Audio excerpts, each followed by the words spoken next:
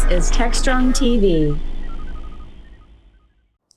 Welcome back to TechStrong TV. I'm Bonnie Schneider, sustainability contributor, and we are talking about the latest in technology and sustainability. Joining us today is Mark Metz, founder and chairman of NerdRabbit. Mark is not only a technology veteran, he's a swimming enthusiast, a ping pong player, and a comic book collector. Mark is combining his passions to drive change within our industry. His latest venture is ClimateNerds, an innovative service that provides companies with sustainability specialists who audit their data centers, thus offering a clear view of their organization's carbon emissions, and more importantly, a roadmap on how to reducing them. Mark, I forgot to add that you're also a comedian and funny, so we do appreciate that here on TechStrong, so thank you so much for joining us. Thank you. I hope you don't ask me to give you some jokes, because No, not at all. Actually, I'd like to start with a little bit more about your background and the inspiration behind ClimateNerds. Absolutely. What would you like to know? Well, yeah, just a little bit about you and how did you get started with ClimateNerds? Why ClimateNerds even? Yeah, well, I guess I'll go back to NerdRabbit in general. So NerdRabbit is kind of exactly what it sounds like. It's nerds that are ready to hop on projects. And we kind of got the inspiration from NerdRabbit a few years ago. We'd been in the IT business, also in the staffing business. And when COVID hit, I started realizing that companies wanted technical people, consultants, engineers, architects, to work when they needed them on demand. And there are a lot of other talent platforms out there, but there wasn't one that was specifically around helping companies move to the cloud. And during COVID, that was also obviously a big initiative. So we combined those two things about people wanting to work anywhere with the demand for cloud, and we created NerdRabbit. So it was kind of cloud talent that was available on demand. So over the last couple of years, we've started seeing and researching the sustainability advantages of moving to the cloud from a traditional data center. We actually, one of our sister companies called Relatech, wrote a calculator that helps kind of give a broad estimate. If you give us kind of what you have in your data center, we can real quickly tell you approximately what is the carbon footprint advantage of moving to AWS. That kind of spawned the idea of ClimateNerds, because a lot of customers ask, well, how accurate is this? You don't know exactly what we have. You haven't seen our data center. And of course, we would say, well, obviously, it's just an estimate. So we launched ClimateNerds for those customers that didn't have full-time climate scientists on staff, which is most of our clients, and wanted to advance their sustainability message internally. So that was kind of the idea behind it. Well, can you explain the process of how ClimateNerds works from the engagement to execution? Yes, and it's exactly the same as the process to hire any one of other nerds for a project. So think of it as, I guess there's two possibilities or two ways that you can engage. You might just need one person that has a specific skill set that can start at a certain time for a fairly well-defined project that you're going to manage them. So maybe you just need, once a year, maybe you measure your carbon footprint for your business.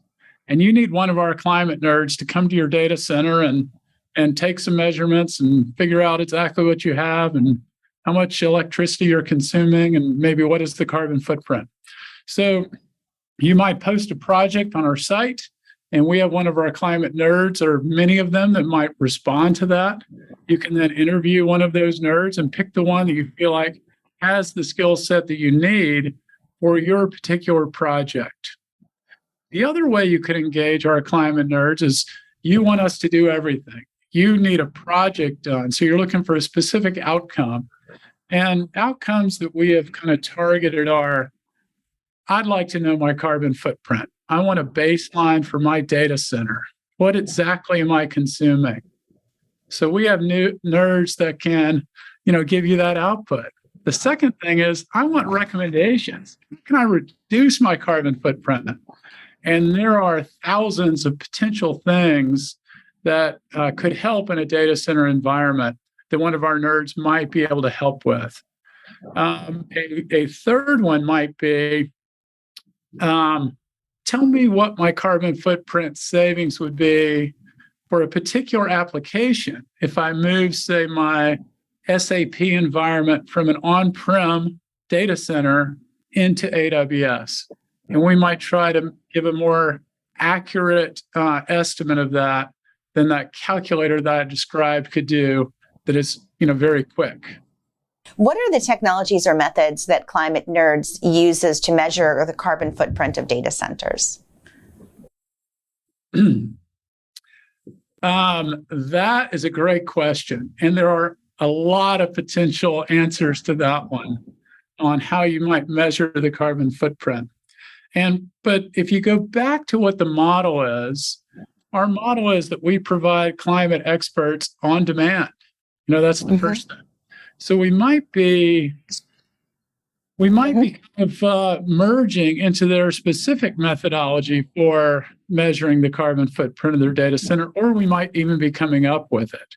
And there are a lot of tools that can help do this. One of the things that we are often doing is we're going in and we are doing a complete inventory, if you will, of everything that is in a data center that has a carbon footprint. And usually those things, the biggest consumers of power in a data center are servers. Yeah. And big storage devices, and then network appliances. But that's only part of the picture. The bigger part of the picture is, well, that's pretty easy to measure. What is the electrical output, say, of a server that's in your data center? The things that are often forgotten are, well, what was the carbon footprint of manufacturing that server? And what is the carbon footprint of disposing of that server? So we try to come up with that entire picture and look at scope 2 and scope 3 emissions from that process. And there are a lot of tools that can be used to do that, and might be beyond the scope of a 20-minute interview on this. Oh, that's fine. We can always take a longer interview next time. Now, you mentioned kind of the inventory is a good place to start, and that's a general blueprint of what you should do. But how do you kind of dig into each company's specific operational needs and make sure the ClimateNerds recommendations align with that? Yeah. So operational needs.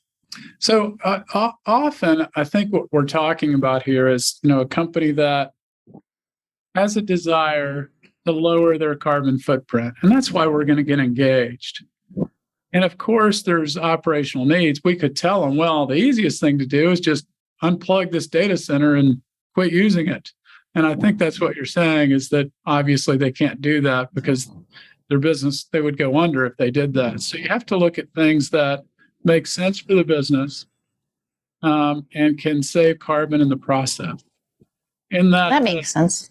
That kind of all-in idea that I just described isn't that outlandish anymore, to say, well, the best thing you can do is just close down this data center, because there are now technologies to move those applications to the cloud.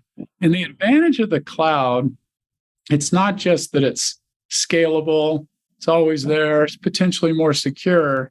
It's also substantially more sustainable, because these cloud providers like Microsoft or AWS or Google, they have these massive data centers that are designed to be far more efficient than most companies could ever produce on their own.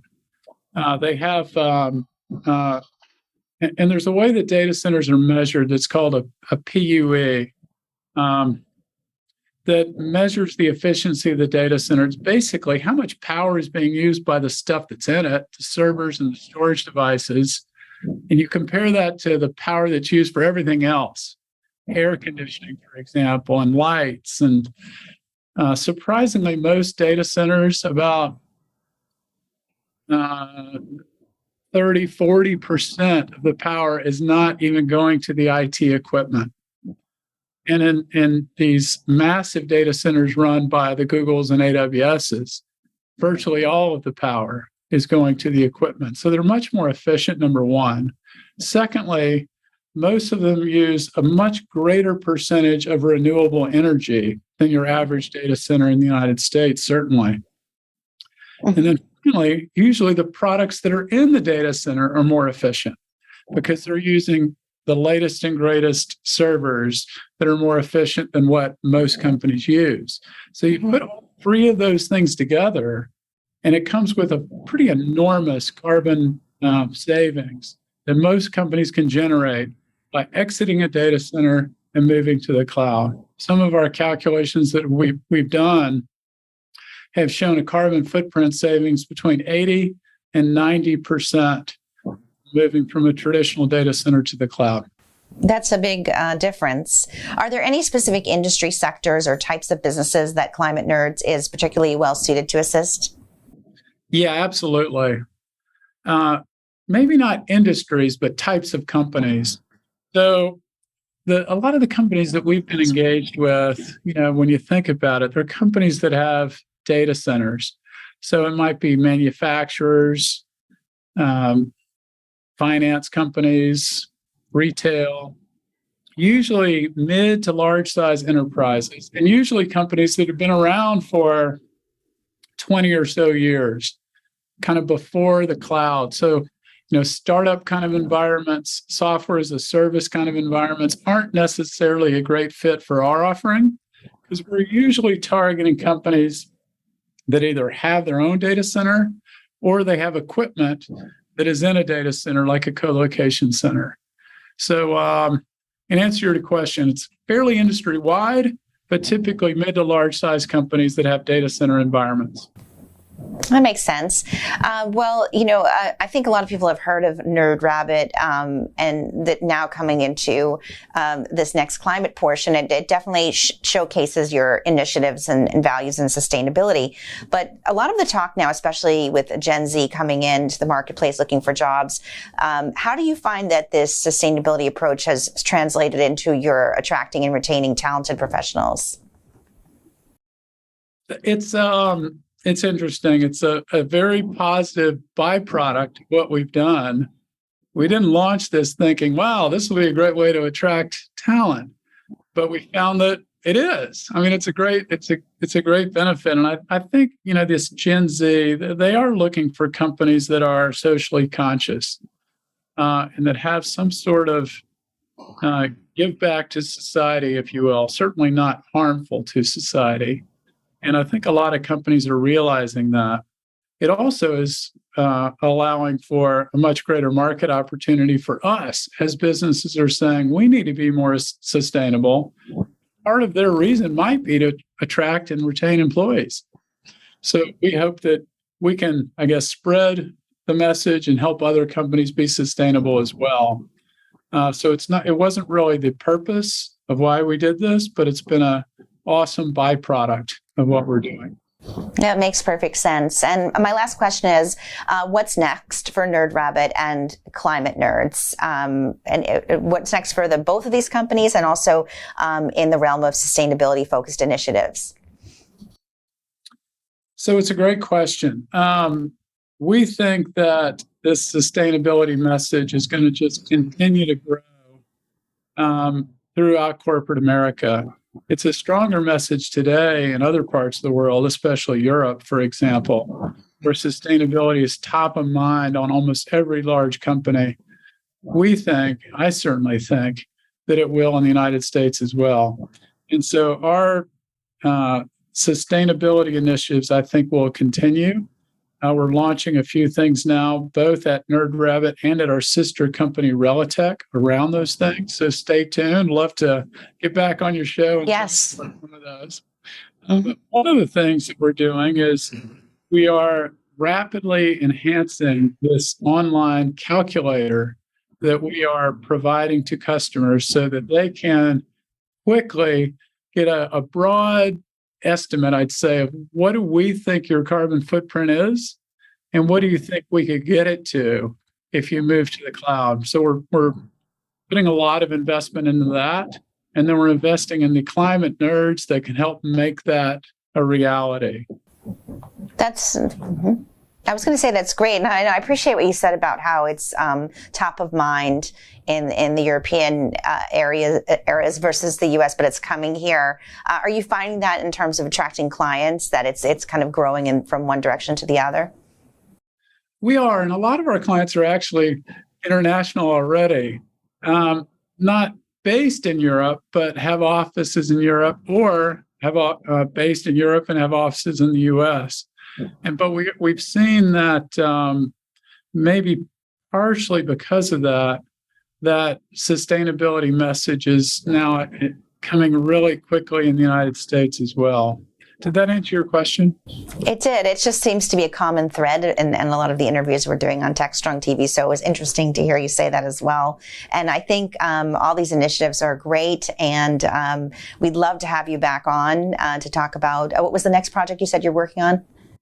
Well, we are about to release a new version of I'll call it our climate calculator.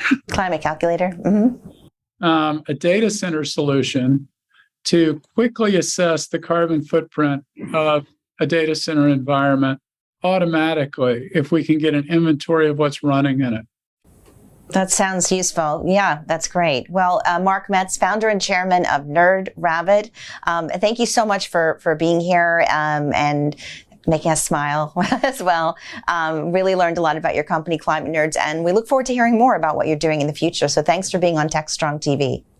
Thank you, Bonnie. Pleasure to meet you. All right. Well, stay with us on TechStrong TV. We're going to have a lot more coming up about sustainability and tech. We'll be right back.